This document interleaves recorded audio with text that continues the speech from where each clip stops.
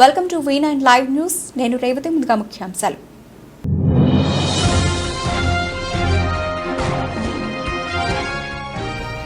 ఏపీకి పోటెత్తుతున్న ఓటర్లు, టోల్ ప్లాజాల దగ్గర భారీగా ట్రాఫిక్ జామ్.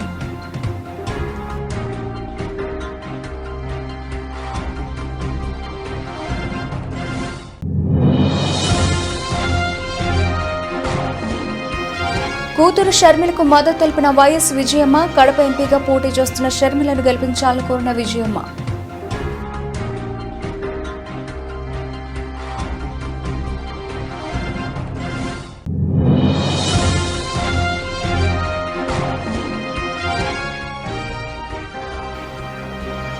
గున్నేపల్లి గ్రామంలో కాంగ్రెస్ ఇంటింటి ప్రచారం. హాజరైన గ్రామ అధ్యక్షులు మహేందర్, మాజీ సర్పంచ్ గండి వెంకటరమణ.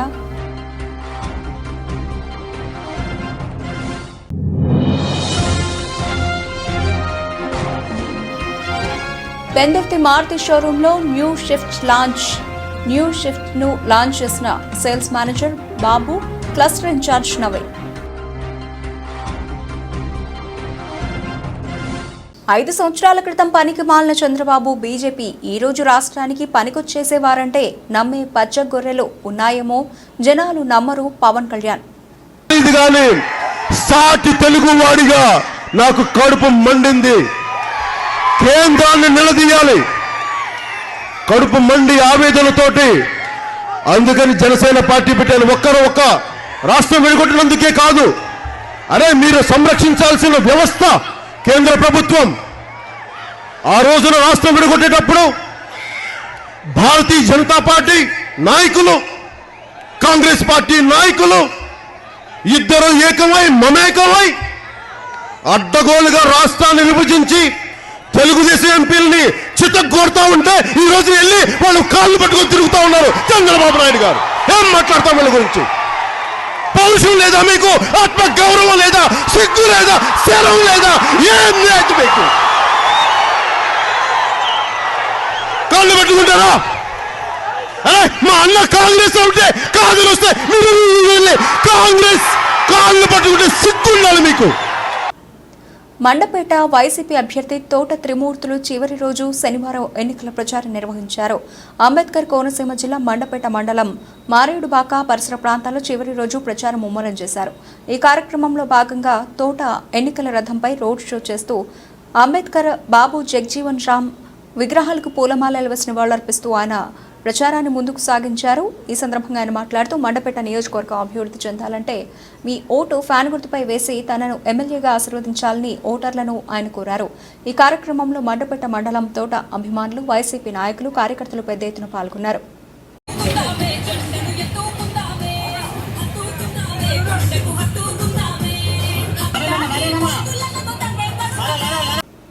దళితులంటే చంద్రబాబుకు ఇష్టం ఉండదు అని, మరి ముఖ్యంగా మాలకుల అంటే మరీ వ్యతిరేకంగానే చంద్రబాబు చూస్తాడని అమలాపురం మాజీ ఎంపీ జి హర్షకుమార్ ఆవేదన వ్యక్తం చేశారు.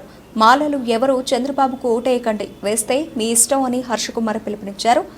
ఎస్సీ వర్గీకరణ జోలికొస్తే చంద్రబాబు నీవు సీఎం ఎలా అవుతావు, సీఎం అసలు కాలేవు అని హర్షకుమార్ హితో పలికారు. బీజేపీతో పొత్తు పెట్టుకుని దళితుల, ముస్లింల మనోభావాలు దెబ్బతీస్తున్నావు అంటూ హర్షకుమార్ చంద్రబాబుపై మండిపడ్డారు. జిల్లాల వారీగా వర్గీకరణ చేస్తాను. నేను చూసి ఈయన పిచ్చెక్కిందా చంద్రబాబు నాయుడు గారికి? లేకపోతే మళ్ళీ 2 కులాల మధ్య విద్వేషాలు పెట్టి ఓట్లు ఇంతకుముందు దండుకున్నట్టు మళ్ళీ ఓట్లు దండుకున్నకి నాటకం మొదలుపెట్టాడు అని అనిపించింది. ఎందువల్లంటే ఇంతకుముందు వర్గీకరణ చేశాడు, సుప్రీంకోర్టు కొట్టేసింది. మోడీ లాంటివాడు సుప్రీంకోర్టు నిర్ణయం గురించి ఎదురు చేస్తున్నాం, ఏదో కమిటీ వేసామని నేషనల్ లెవెల్లో ప్రైమ్ మినిస్టర్ చెప్తా ఉంటుంటే, లోకల్గా ఈ రాష్ట్రానికి ఎస్సీ సబ్జెక్ట్ అంటే ఇది రాష్ట్రానికి, కేంద్రానికి సంబంధించిన సబ్జెక్టు. దాంట్లో ఏకపక్షంగా నేను ముఖ్యమంత్రిని అయితే, అసలు ముఖ్యమంత్రి ఎందుకు అవుతావు నువ్వు? వర్గీకరణ సబ్జెక్టు ముట్టుకున్న తర్వాత నువ్వు ముఖ్యమంత్రి అవ్వవు. నువ్వు ఈ రాష్ట్రంలో ఉన్న ఎక్కువ మంది, ఈ రాష్ట్రంలో ఎక్కువ సంఖ్యాబలం కలిగిన కులం ఏదన్నా ఉందంటే అది మాల కులం. మాలకులం మొత్తం వర్గీకరణని వ్యతిరేకిస్తుంది. ఎందువలన వ్యతిరేకిస్తుందంటే మాలకులం బాగుపడిపోతుందని వ్యతిరేకించట్లేదు. దళితులందరూ కలిసి ఉండాలి, దళితులందరూ కలిసి ఉన్నప్పుడే రాజ్యాధికారం సాధించగలుగుతాము అన్న ఒక ఉద్దేశంతో మాలకులం స్థిరంగా నిలబడి ఉంది. నువ్వు ఈ వర్గీకరణ చిచ్చు పెట్టి మాలగల్ని మాదిగల్ని విడదీసి మాదిగ ఓట్లని ఓట్ బ్యాంకు చేసుకుందామన్న ఒక ఉద్దేశంతో కుట్రలు పంపుతున్నామని తెలుసు. అటువంటి నువ్వు వర్గీకరణ నువ్వు ఎలా చేయగలవు? నువ్వు చేయలేవు. చేయకుండా మేనిఫెస్టోలో పెట్టావంటే నువ్వు పెద్ద మోసగాడు అన్నది మట్టుకు చాలా క్లియర్గా అర్థమవుతుంది చంద్రబాబు నాయుడు గారు. ఇకపోతే మొన్న ఒకసారి రామకృష్ణ గారు అని చెప్పేసి ఒక జడ్జి గారు ఉన్నారు. ఆ జడ్జి గారు నాకు ఫోన్ చేశారు. ఫోన్ చేసి ఆయన, సార్ ఏంటి సార్ ఈయన ఎలా మాట్లాడుతున్నాడు అన్నాడు. ఎవరు సార్ అన్నాను. సార్ చంద్రబాబు నాయుడు గారిని కలిశాను సార్ నేను. ఆయనకి దళితులంటే చాలా వ్యతిరేకత ఉందండి. ముఖ్యంగా దళితులంతా వ్యతిరేకత ఆయనకి, నరనరాల్లోనూ దళితులంటే వ్యతిరేకత ఉంది. అంతేకాకుండా దళితుల్లో మాలంటే మరీ వ్యతిరేకంగా ఉన్నాడండి. నేను ఇది ఎక్స్పెక్ట్ చేయలేదండి. ఆ టీవీల్లో చూపెడుతున్నది చూసి, TV5, టీవీ ఆంధ్రజ్యోతి వీటిల్లో చూపెడుతున్న చూసి నేను ఈయన చాలా సపోర్ట్ చేస్తున్నాడు అనుకున్నాను. కానీ అయ్యో, మీరు చంద్రబాబు నాయుడు గారి హయాంలో ఎన్నో అత్యాచారాలు జరిగినాయండి. అన్నిటికన్నా పెద్ద అత్యాచారం గరగపర్రులో కుల బహిష్కరణ చేశాడు. అటువంటి గరగపర్రునే ఒక్కసారి కూడా సందర్శించలేదు. ఆయన జగన్ గురించి మాట్లాడతాడు.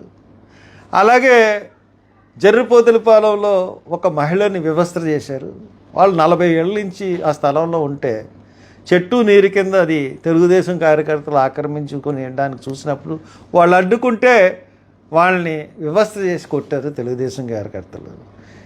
కాబట్టి అప్పుడు నేను వెళ్ళాను, నైట్ అంతా అక్కడే ఉన్నాను, వాళ్ళకి అండగా నిలబడ్డాను. ఇటువంటి తత్వం ఉన్నవాడండి చంద్రబాబు నాయుడు. ఎస్సీలకి ఏమీ మేలు చేసే మనస్తత్వం కాదు. ఇప్పుడున్న అవకాశాలని, ఇప్పుడు జరుగుతున్న అత్యాచారాలని ఎన్కాష్ చేసుకోవడానికి చేస్తున్నాడు తప్పితే నిజంగా దళితుల మీద ప్రేమ లేదు.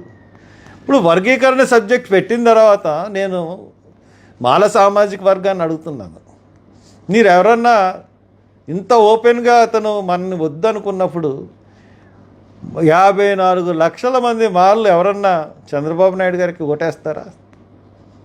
మీరు ఓటేస్తే మీ ఇష్టం. అంత ఓపెన్గా చేసిన తర్వాత అతను చెప్పిన తర్వాత కూడా ఓటేస్తే మనం వర్గీకరణకు మద్దతు పలికినట్టే. అదే ఆలోచించుకోండి. కాబట్టి నేను ఇంతకుముందు ఇదే సబ్జెక్టు పార్లమెంట్లో వచ్చినప్పుడు ఈ వర్గీకరణ బిల్లు పెడితే నా పార్లమెంటు సభ్యత్వానికి రాజీనామా చేస్తానన్నాను. కాంగ్రెస్ పార్టీ రాజశేఖర్ రెడ్డి గారు పార్లమెంటు వరకు తీసుకురాగలిగారు, కానీ నేను అక్కడ అడ్డుపడడంతో ఆ బిల్లుని పెట్టలేకపోయారు, పార్లమెంట్లో ప్రవేశపెట్టలేకపోయారు. దాని తర్వాత ఉషా మెహ్రా కమిషన్, దాని తర్వాత ఈ పార్లమెంట్లో అన్ని రాష్ట్రాలు ఒపీనియన్ తీసుకోవాలి, అన్నీ ఉంటుండగా ఈయన వర్గీకరణ పెట్టేస్తానండి. ఎంతవరకు సబబు చంద్రబాబు గారు? కాబట్టి ఎట్టి పరిస్థితుల్లోనూ దళితులందరూ ఇతని యొక్క కుట్రల్ని తిప్పికొట్టండి ఖచ్చితంగా. ఎందువల్లంటే ఇతను అన్ని విషయాల్లోనూ కూడా మోసమే. ఈ రోజున బీజేపీ ఊచకోతకు వస్తుంది ఉత్తరప్రదేశ్లో దళితుల్ని. ఊచకోతకు వస్తున్న బీజేపీతో పొత్తు పెట్టుకున్నాడంటే ఈయనకి దళితుల మీద నిజంగా ప్రేమ ఉందా? ముస్లిమ్స్ని మరి ఊచకోతకు వస్తున్నారు, ముస్లిమ్స్ మీద ప్రేమ ఉందా?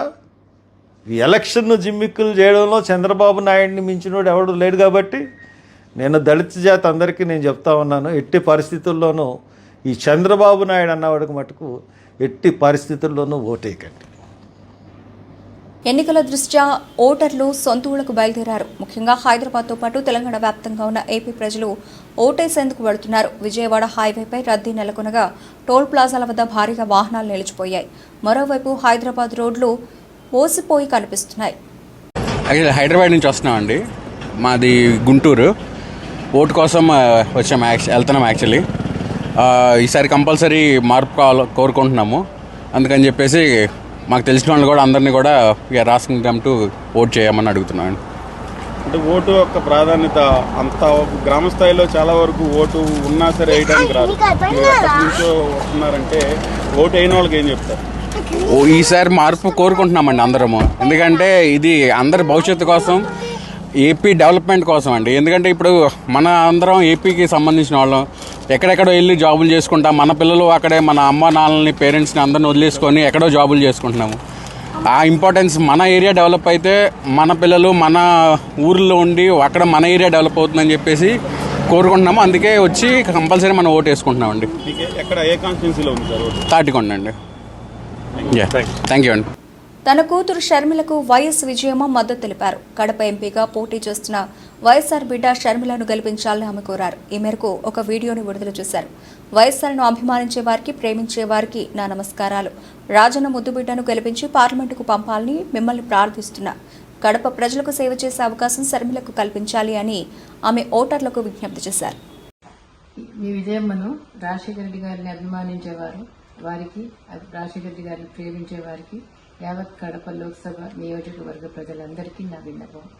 రాజశేఖర రెడ్డి గారిని ఏ విధంగా మీరు అభిమానించారు, ఏ విధంగా హక్కును తీర్చుకున్నారు, ఏ విధంగా నిలబెట్టుకున్నారు, ఆయన కూడా ఆయన ఊపిరి ఉన్నంత వరకు ప్రజాసేవలో మీకే అంకితమయ్యారు. మీకు సేవ చేస్తానే ఆయన చనిపోయారు. ఈరోజు ఆయన ముద్దుబిడ్డ షర్మిలమ్మ పార్లమెంట్కి కంటెస్ట్ చేస్తూ ఉంది. ఈరోజు ఆ బిడ్డను ఆశీర్వదించమని, పార్లమెంట్కి పంపమని, ఆయనలాగా మీకు సేవ చేసే అవకాశం ఆమెకి ఇవ్వమని వాళ్ళందరినీ ప్రార్థిస్తున్నాం. షాద్నగర్ మే 10 తెలంగాణలో అత్యధిక స్థానాల్లో గెలుపొందడమే లక్ష్యంగా కాంగ్రెస్ పార్టీ ముందుకు సాగుతోంది. ఇందుకోసం ఆ పార్టీ తెలంగాణ పీసీసీ అధ్యక్షుడు సీఎం రేవంత్ రెడ్డి అన్ని తానే పార్టీ శ్రేణుల్లో జోష్ నింపుతూ ముందుకు పోతున్నారు. ఈ క్రమంలోని రాష్ట్ర వ్యాప్తంగా వరుస పర్యటనలతో హోరెత్తిస్తున్నారు. హస్తం పార్టీ అభ్యర్థుల విజయాన్ని కాంక్షిస్తూ ఆయా జిల్లాలో ఎన్నికల ప్రచారాన్ని సాగిస్తున్నారు. ఈ నేపథ్యంలోనే మహబూబ్ నగర్ లోక్సభ పరిధిలోని షాద్నగర్ కార్నర్ మీటింగ్ సభలో ఆయన పాల్గొని ప్రసంగించారు. ఆయన వచ్చిన సందర్భంగా కాంగ్రెస్ పార్టీ కార్యకర్తలు, నాయకులు ఆయనకు ఘన స్వాగతం పలికారు. ఈ సందర్భంగా సీఎం రేవంత్ రెడ్డి పార్టీ కార్యకర్తలు ప్రజలను ఉద్దేశించి ప్రసంగించారు. తనను విమర్శించే నైతిక హక్కు డీకే కుటుంబానికి లేదని, పాలమూరు జిల్లాను పట్టి పీడించిన కుటుంబం ఏదైనా ఉంది అంటే అది డీకే కుటుంబమేనని, గాలి, నీరు, ఇసుక, మట్టి, పంచభూతాలు ఒక్కదాన్ని కూడా వదలని కుటుంబం డీకే కుటుంబం. కాంట్రాక్టర్ల దగ్గర కమిషన్లు, సారా కాంట్రాక్టర్లు, కల్తీ కళ్ళు మాఫియా, చివరకు వైన్ షాపుల దగ్గర కమిషన్లతో పాటు కళ్ళు దుకాణాల దగ్గర మామూలు కూడా వదిలిపెట్టని కుటుంబం డీకే కుటుంబం. పాలమూరు తులసివనంలో అక్కడక్కడ గంజాయి మొక్కలు మొలిచాయని డీకే కుటుంబాన్ని ఉద్దేశించి మాట్లాడారు. మీరు నాటిన మొక్కే నేడు వృక్షమై మేము ముందుకు వచ్చిందని పేర్కొన్నారు. వచ్చిన రాష్ట్రానికి ముఖ్యమంత్రి ఉమ్మడి పాలకుల కంటే ఎక్కువ ద్రోహం చేసిండు, తీరని అన్యాయం చేసిండు. అందుకే తెలంగాణ రాష్ట్రంలో 10 సంవత్సరాలైనా మన ప్రాజెక్టులు ఎక్కడి అక్కడనే ఉన్నాయి. మన పాలమూరు వలసల బతుకులో మార్పు రాలేదు, మన జీవితాలలో వెలుగు తేలేదు. అందుకే మిత్రులారా, ఇవాళ మీ అందరి ఆశీర్వాదంతో నల్లమలలో పుట్టిన నేను, వ్యవసాయ కుటుంబం నుంచి వచ్చిన నేను, మీ సోదరుడిగా, ఒక జడ్పీటీసీగా, ఆనాడు ఎమ్మెల్సీగా ఈ షాద్నగర్ అండగా నిలబడి అత్యధికంగా ఓట్లు ఇచ్చి మీరందరూ కష్టపడి బలపరిచి శాసన మండలి సభ్యుని చేస్తే ఆ రోజు నుంచి ఈ రోజు వరకు వెనక్కి తిరిగి చూడకుండా మీరు నాటిన మొక్క వృక్షమై తెలంగాణ రాష్ట్రానికి ముఖ్యమంత్రి 4 కోట్ల ప్రజల యొక్క బాధ్యత ఇవాళ మీ బిడ్డగా నేను తీసుకున్నా. అట్లాంటి కీలకమైన సందర్భంలో ఈ పార్లమెంట్ ఎన్నికలు వచ్చినాయి. లోక్సభ ఎన్నికల్లో ప్రజలు శాంతియుత వాతావరణంలో తమ ఓటు హక్కును వినియోగించుకోవాలని జిల్లా ఎస్పీ సుధీర్ రామనాథ్ కేకన్న అన్నారు. మహబూబాబాద్ జిల్లా కేంద్రంలోని ప్రధాన వీధులలో కేంద్ర బలగాలతో పోలీసులు కవాతు నిర్వహించారు. ఈ సందర్భంగా జిల్లా ఎస్పీ సుధీర్ రామనాథ్ కేకన్ మాట్లాడుతూ ఎటువంటి ఆందోళనలు చెందకుండా శాంతియుతంగా ప్రజల ఓటు హక్కును వినియోగించుకునేలా ప్రత్యేక బలగాలతో పటిష్ట ఏర్పాట్లు చేశామన్నారు. ఓటర్లు ప్రలోభాలకు గురికాకుండా ఓటు వేయాలన్నారు. ఎటువంటి ఇబ్బందులు తలెత్తినా పోలీసులకు సమాచారం ఇవ్వాలని ప్రజలకు విజ్ఞప్తి చేశారు. ఈ కవాతులో అడిషనల్ ఎస్పీ జోగుల చెన్నయ్య, డీఎస్పీలు, సిఐలు, పోలీస్ సిబ్బంది పాల్గొన్నారు.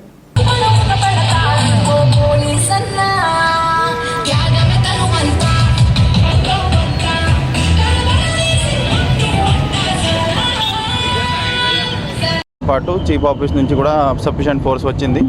సో అన్ని పోలింగ్ స్టేషన్స్, పోలింగ్ లొకేషన్స్లో ఈ పోలీస్ శాఖ తరఫున ప్రాపర్ సెక్యూరిటీ బందోబస్తు అరేంజ్మెంట్ చేయడం జరుగుతుంది.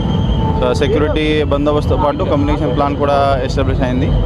సో మహిబాద్ ప్రజలకి అందరికీ ఒకటే విజ్ఞప్తి నా తరఫున, మీరు అందరూ ఏం భయపడకుండా, ఏం ప్రలోభన లేకుండా మీ ఓటు హక్కు వినియోగించండి. పోలీస్ శాఖ తరఫున అన్ని ఏర్పాటు చేయడం జరిగింది. మీకు ఏం ఇష్యూస్ ఉంటే మీరు నియరెస్ట్ పోలీస్ స్టేషన్కి అప్రోచ్ చేయొచ్చు. గున్నేపల్లి గ్రామంలో ఇంటింటి ప్రచారంలో భాగంగా డోర్నకల్ ఎమ్మెల్యే డాక్టర్ రామచంద్ర నాయక్ ఆదేశానుసారం ఇంటింటికి తిరిగి చేతి గుర్తుపై ఓటు వేసి అత్యధిక మెజార్టీతో కోరక బలరాం నాయక్ని గెలిపించాలని కోరడం జరిగింది. కార్యక్రమంలో గ్రామాధ్యక్షులు మహేందర్, మాజీ సర్పంచ్ గండి వెంకటరమణ, ముఖ్య కార్యకర్తలు పొన్నాల వెంకన్న, కొంపల్లి రాము, మద్దుల సోమిరెడ్డి, ఏనుగంటి సుమన్, కందుల రాకేష్, రామగిరి అనిల్, మంద ముత్తయ్య, వెంకటరెడ్డి, కిరణ్ మొదలగు వారు పాల్గొన్నారు. ఈరోజు డాక్టర్ రామచంద్ర నాయక్ గారి ఆదేశానుసారం మా గున్నెపల్లి గ్రామంలో మహబూబాద్ పార్లమెంటు నియోజకవర్గ అభ్యర్థి కోరిక బలరాం నాయక్ గారి గెలుపు కొరకై మా గ్రామంలో కార్యకర్తలు అందరం కలిసి ఇంటింట ప్రచారం చేయడం జరిగింది. మా కార్యకర్తలతో సహా అందరినీ 6 గ్యారంటీలను ఇంటికి తిరిగి మహిళలకు కానీ ఓటర్స్ అందరికీ చేరవేయడం జరిగింది. దానితో పాటు ఈ మహబూబాద్ కాన్స్టిట్యున్సీ టోటల్గా పార్లమెంట్ నియోజకవర్గంలో అత్యధికంగా 3 లక్షల మేడతోని గెలిపించాలని కోరుతూ మా గున్నెపల్లి గ్రామ ప్రజలను అభ్యర్థించడం జరిగింది. అలాగే మహిళలకు ఆర్టీసీ బస్సులు ఫ్రీగా సర్వీసులు చేసుకున్నందుకు వాటిని వినియోగించుకుంటూ మరి గ్యాస్ ఫ్రీ, అట్లాగే విద్యుత్ 200 యూనిట్ల విద్యుత్ సౌకర్యం కూడా వినియోగించుకోవాలని, 10 లక్షల ఆరోగ్య బీమాను కూడా దాన్ని వినియోగించుకోవాలని వివరించడం జరిగింది. మా కాంగ్రెస్ పార్టీ మిగతా రేవంత్ రెడ్డి గారు ఆగస్టు 15కు రుణమాఫీ కూడా చేస్తారని గట్టి నమ్మకంతో హామీ ఇవ్వడం జరిగింది. అత్యధిక మేరతో గెలిపిస్తారని ఆశిస్తూ కోరుతున్నాం. 6 ఎయిర్ బ్యాగ్స్ తో కస్టమర్లకు సేఫ్టీ పరంగా 4 జనరేషన్ షిఫ్ట్ లాంచ్ చేయడం జరిగిందని Pendurthi Maruti showroom sales manager J E Babu అన్నారు. ఈ మేరకు శనివారం పెందుర్తి మారుతి షోరూంలో నూతనంగా మారుతి సుజుకి లాంచ్ చేసిన షిఫ్ట్ కార్ను క్లస్టర్ ఇన్ఛార్జ్ నవీన్తో బాబు కలిసి ఆవిష్కరించారు. ఈ సందర్భంగా cluster incharge Naveen, Pendurthi showroom manager Babu మీడియాతో మాట్లాడుతూ అనేక ఫీచర్లతో నూతనంగా 4 జనరేషన్ షిఫ్ట్ కారు ఇండియా మార్కెట్లోకి వచ్చిందని పేర్కొన్నారు. ఈ కారులో 6 air bags, smart pay, studio, Suzuki connect, rear AC, Windows, 9 రకాల కలర్స్తో అందుబాటులో ఉందని వెల్లడించారు. ఈ రోజు నుంచి కస్టమర్లకు బుకింగ్స్ ప్రారంభించినట్లు పేర్కొన్నారు.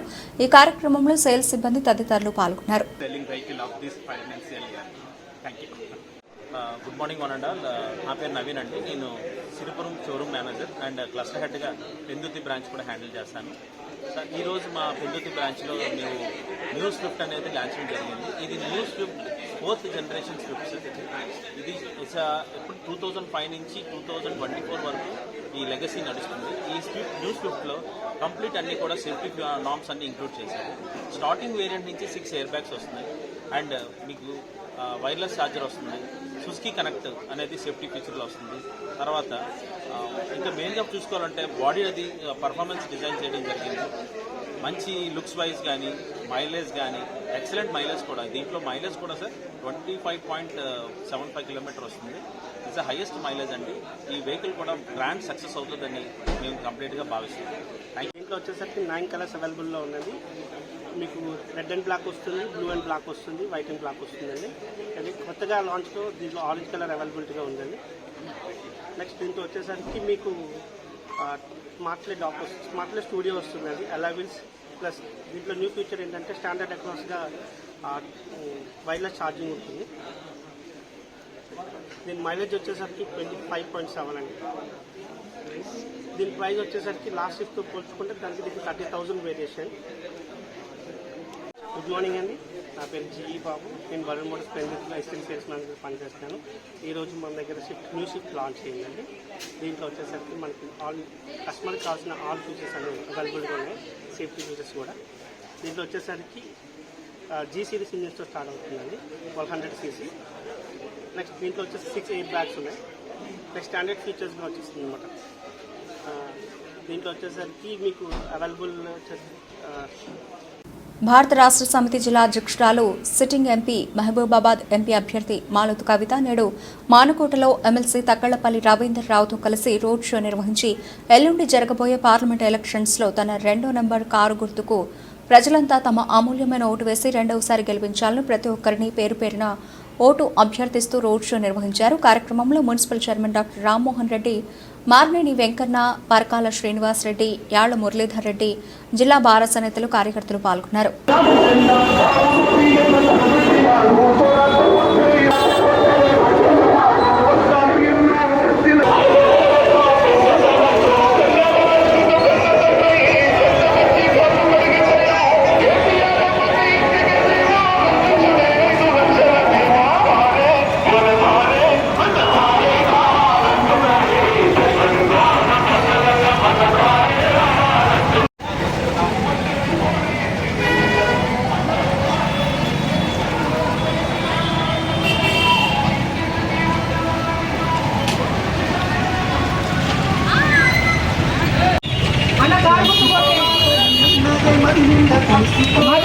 తెలుగు మర్చిపోవద్దు, సాయి షూ మాత్రం మర్చిపోవద్దు అన్న. రెండో గుర్తు కారు గుర్తు మర్చిపోకండి అన్న.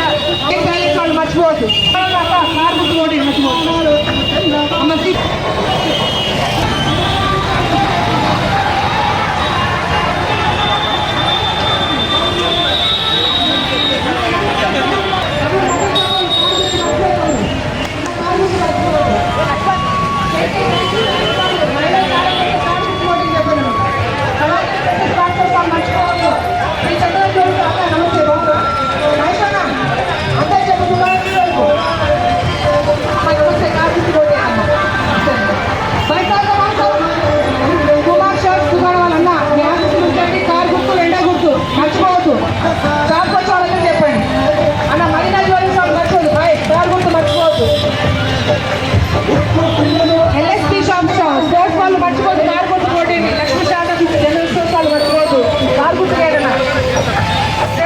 ఎన్నికల రాష్ట్రంలో బీఆర్ఎస్కు ఒక స్థానం కూడా దక్కదని, బీజేపీ గెలుపు కోసం బీఆర్ఎస్ పార్టీ పనిచేస్తుందని రాష్ట్ర వ్యవసాయ శాఖ మంత్రి తుమ్మల నాగేశ్వరరావు అన్నారు.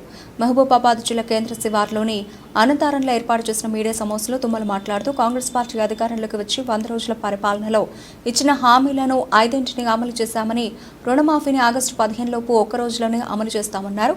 బీఆర్ఎస్ ₹1,00,000 రుణమాఫీ వడ్డీకే సరిపోలేదని ఎద్దేవా చేశారు. గత బీఆర్ఎస్ ప్రభుత్వ హయాంలో ధాన్యం కొనుగోలులో తరుకు పేరిట 10 కేజీల ధాన్యాన్ని తీసి రైతులను నిలువు దోపిడీ చేశారని, కాంగ్రెస్ ప్రభుత్వంలో 1 కేజీ మాత్రమే తరుగు తీస్తున్నామని, తడిసిన ధాన్యాన్ని కొనుగోలు చేస్తున్నామన్నారు.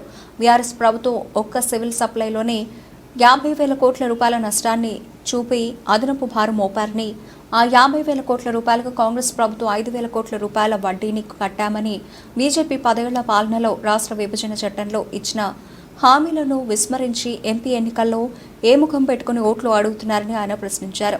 ప్రధాని నరేంద్ర మోదీ తన హోదాను సైతం మరిచి అసత్యాలతో ప్రచారం నిర్వహిస్తున్నారని ఎద్దేవా చేశారు. తెలంగాణ రాష్ట్రాన్ని కబళించాలని చెప్పి ఆ పార్టీ పెద్దలు చెప్తున్నారు. 3 నెలలు ఉండదు ఈ ప్రభుత్వం, రేవంత్ రెడ్డి గారి ప్రభుత్వం, తర్వాత బీజేపీ వస్తుంది, లేదు వేరే రకంగా ఈ ప్రభుత్వాన్ని కూలుస్తామనేటటువంటి స్పష్టమైనటువంటి సంకేతాలు ఇస్తున్నారు. ఇచ్చినటువంటి రైతు బంధుని గత ప్రభుత్వం మొదలుపెట్టిన దగ్గర నుంచి 5 నెలలు 6 నెలల్లో పూర్తి చేసేవాళ్ళు. అటువంటి రైతు బంధుని 3 నెలల కాలంలోనే రైతులకు అందించాం. దానికి రైతు లోకం అందరూ కూడా హర్షామోదాలు తెలియజేస్తూ ఉన్నారు. అదేవిధంగా బులెటిన్ ముగించే ముందు హెడ్లైన్స్ మరోసారి.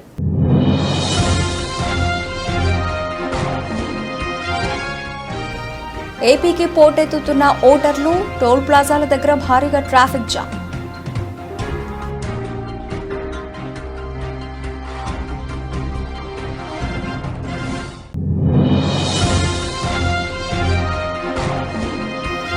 కూతురు షర్మిలకు మద్దతు తెలిపిన వైఎస్ విజయమ్మ, కడప ఎంపీగా పోటీ చేస్తున్న షర్మిలను గెలిపించాలని కోరిన విజయమ్మ.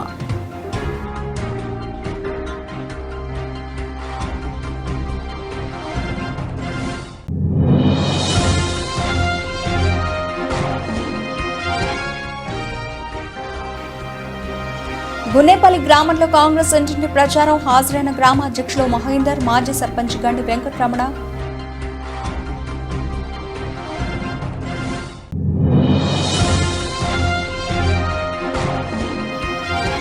పెందుర్తి మారుతి షోరూంలో న్యూ షిఫ్ట్ ను లాంచ్ చేసిన సేల్స్ మేనేజర్ బాబు, క్లస్టర్ ఇన్ఛార్జ్ నవే.